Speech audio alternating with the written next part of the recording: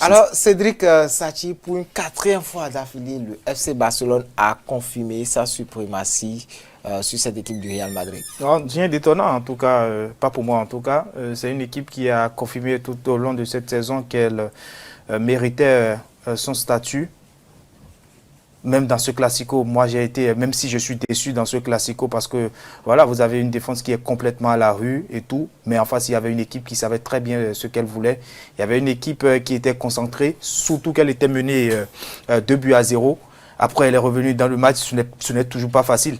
Maintenant quand vous parlez de l'FC Barcelone, tout au long de cette saison, vous-même vous l'avez vu, j'ai parlé pendant cette saison. C'est un entraîneur qui est venu aujourd'hui. Il a su associer jeunesse et ancienneté. Il a su associer jeunesse et intelligence. Et voilà, dans le jeu, ça produit du très très bon football. On va toujours rester avec vous pour parler surtout de l'arbitrage. On a vu, en tout cas, on va beaucoup plus s'attarder sur les deux faits de jeu. Il y a le penalty non sifflé et après le but invalidé de Fermín López.